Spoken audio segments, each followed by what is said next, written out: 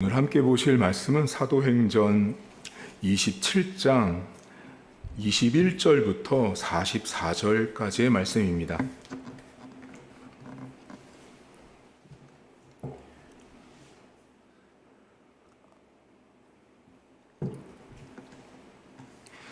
사도행전 27장 21절입니다.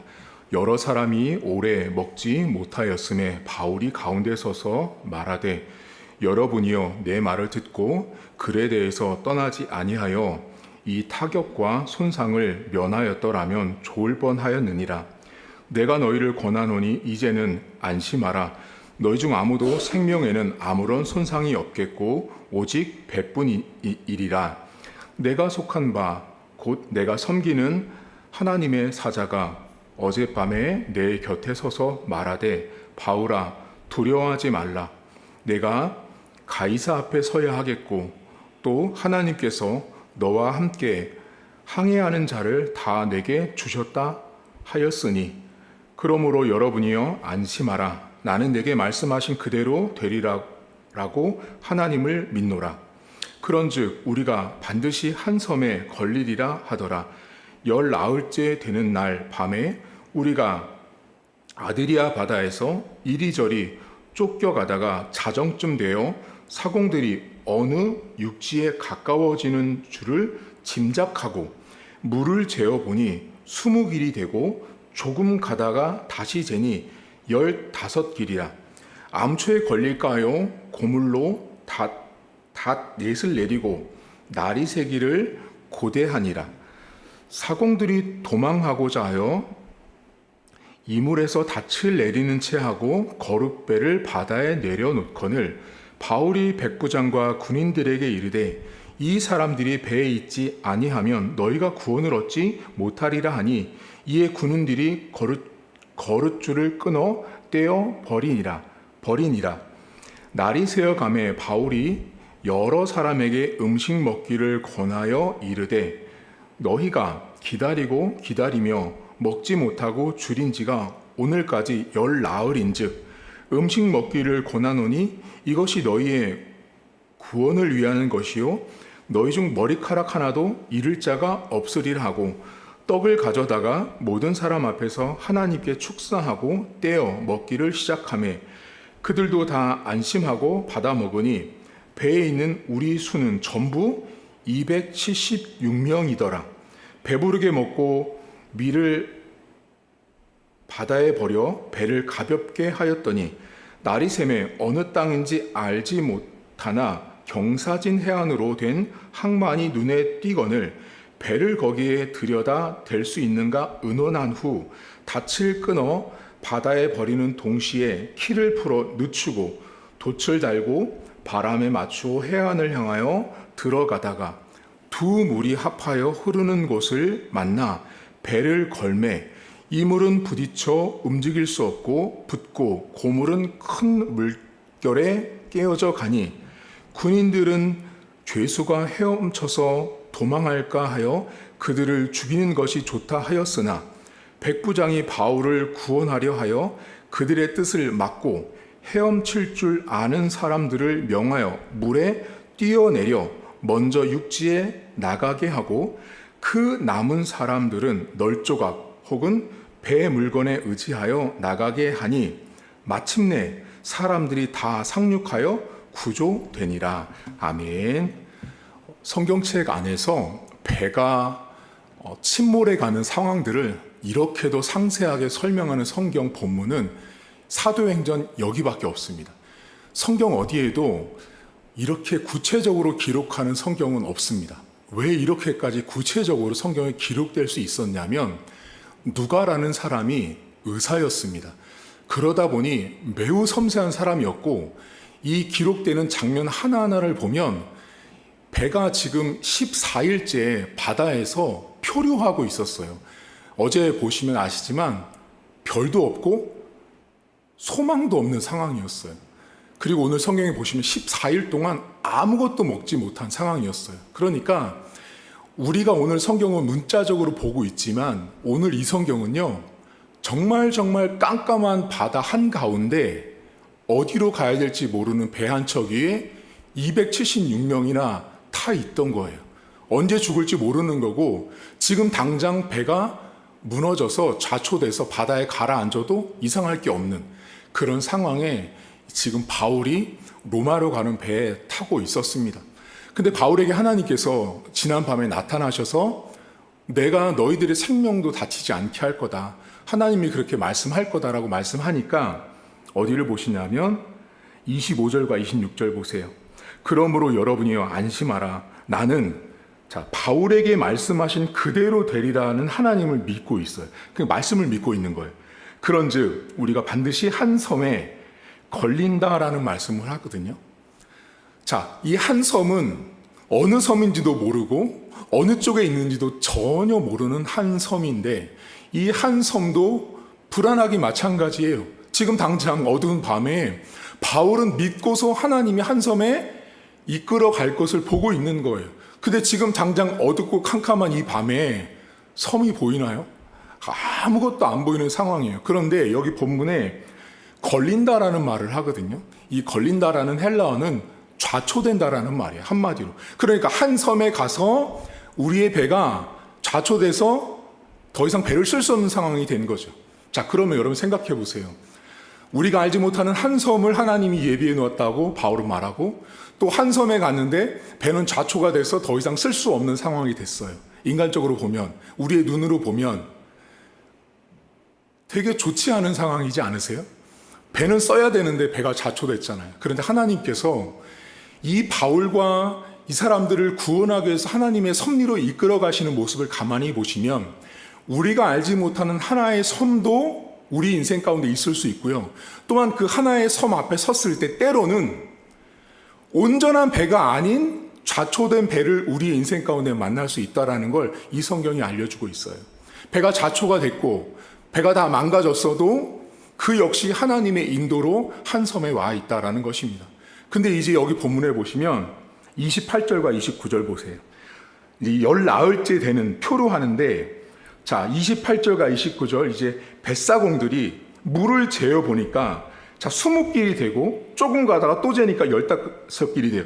그러니까 이제 해안이 가까워 오는데 29절 암초에 걸릴까요? 고물. 이 고물은 뭐냐면 배 맨 뒤쪽입니다. 배 맨 뒤쪽으로 무게의 중심을 옮긴 거예요. 거기서 닷을 내리고 나리새기를 고대해요. 그 다음 30절. 오늘 제가 여러분과 좀 나누고 싶은 건데 사공들이 도망하고자 하여 이물에 닻을 내리는 채 하고 거룻배. 이 거룻배는 구명보트입니다. 해안이 가까워 오는 걸 아는 거예요. 해안이 가까워 오는 걸 안다라는 건 뭐냐면 이제 살았다라는 안도감이죠. 이제는 저 망망대해 바다에서 죽지 않고 살 수 있다라는 희망이 생긴 거예요. 물을 재다 보니 가까워지는 거죠. 아래쪽 땅이 다 짚히는 거예요. 근데 이 사람들이 뭐래요? 닻을 내리는 척하고 구명보트를 내려. 왜요? 자기들만 살려고요. 제가 신학교 때 이 사도행전이라는 과목을 배울 때 지금도 잊지 못하는 것이 뭐냐면 이 본문을 교수님이 가르쳐 주면서 이런 얘기를 하셨어요.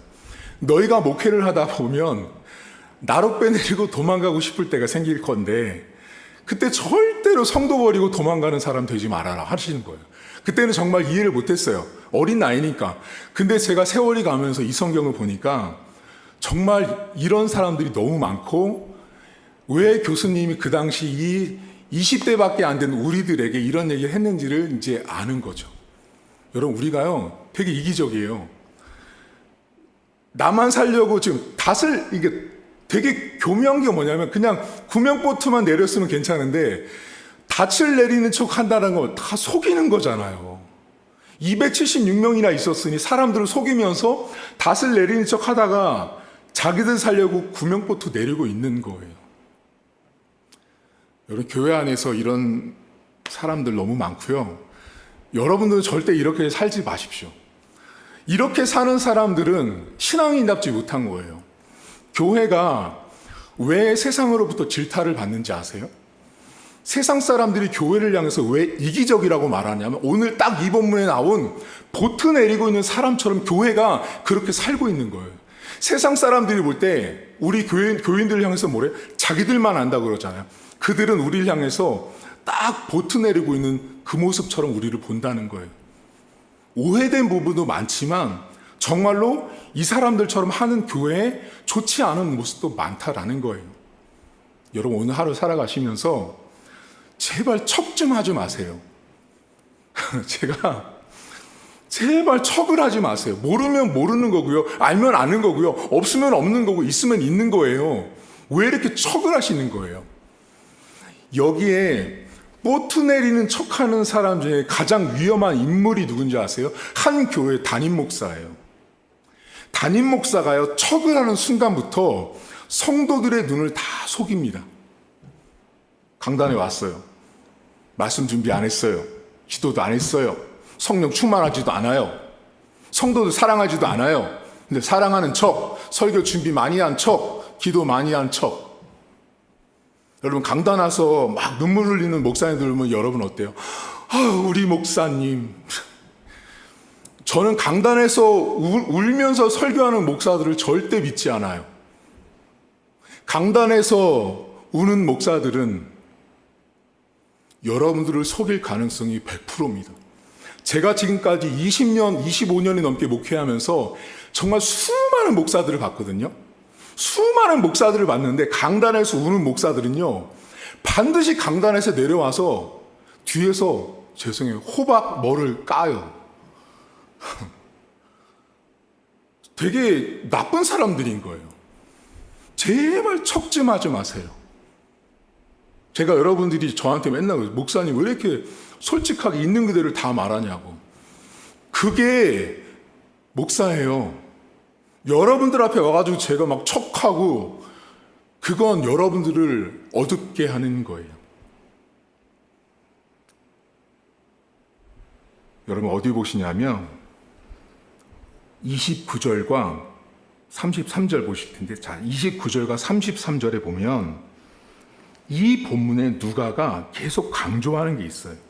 29절, 암초에 걸릴까요? 고물로 단넷을 내리고, 자, 날이 새기를 고대하죠. 다시 33절 보세요. 날이 새어 가매 바울이 음식을 먹게 해요. 열나흘 동안 못 먹었던 사람들. 그리고 39절 보세요. 날이 새매 어느 땅인지 알지 못하죠. 뭐가 반복돼요? 날이 새고 있는 거예요. 여러분, 날이 새고 있는 것은 매우 밝은 이미지예요. 날이 새고 있었다라는 건 새로운 희망들, 새로운 것들이 펼쳐지고 있는 것들이 이 성경에 계속 기록되고 있는데, 이 본문에 되게 극적인 대조가 되는 인물군이 있죠. 방금 전에 말씀드렸던 날이 새고 있는데 자기 살 길 찾아가는 인생들과 바울처럼 열 나흘을 못 먹었던 사람들을 먹이려고 하는 바울이 대조가 되고 있어요. 여러분, 우리가 해가 바뀌고 연이 바뀔 때마다 교회 안에 이런 사람들이 있습니다. 내년이 되면, 자, 해가 바뀌면, 날이 바뀌면, 이 본물처럼 날이 새면 교회를 떠나려고 하는 사람과 교회에 남아서 누군가를 먹이려고 하는 바울 같은 성도가 있어요. 제가 신앙생활을 하는 사람을 딱 보면 둘 중에 하나입니다.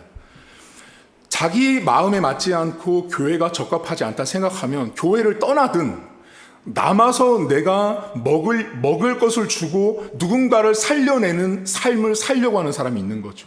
둘 중에 하나입니다. 인생은, 하나님은 오늘도 우리에게 날이 샌 걸 주셨어요. 이 한날을 우리에게 주셨을 때 우리가 나만 살려고 하는 사람이 되느냐, 아니면 바울처럼 열 나흘을 굶고 있는 270명이 넘는 사람들을 먹일 수 있는 사람이 되느냐. 신자는 둘 중에 하나를 선택할 수밖에 없어요. 여러분, 오늘 하루 사시면서 두 가지를 기억하십시오. 우리가 하나님이 정한 한 섬에 우리에게 하나님이 예비한 한 섬을 주시되 때로는 좌초된 모습으로 만날 수 있어요. 온전하지 못한 모습을 만날 수 있고, 오늘 성경에 날이 새었지만 어느 장소인지 모르는 섬에 도착할 수 있어요. 하지만 그 역시 하나님의 섭리고 하나님의 인도입니다. 내가 볼 때는 멀쩡한 배, 내 눈에는 다 온전한 섬 이런 데 들어가고 싶지만 내가 보는 입장에서는 그렇고, 하나님은 전혀 다른 배를, 전혀 다른 섬을 우리에게 주실 수도 있다는 걸 기억하셔야 돼요. 그리고 날이 새어 갔을 때 여러분만 살려고 보트 내리지 마세요. 그리고 그것은 닷을 내리는 척을 했다는 것에 심각한 못된 모습이 있는 거예요. 닷을 내리든 보트를 내리든 하지 얼마나 교묘해요, 여러분. 사람들을 속이기 위해서 눈속임을 하는 거잖아요. 여러분 인생에 제발 척하지 마세요. 그리고 앞에 나와서 있는 그대로를 말하는 저를 나무라지 마세요. 제가 그렇게 말하지 않잖아요.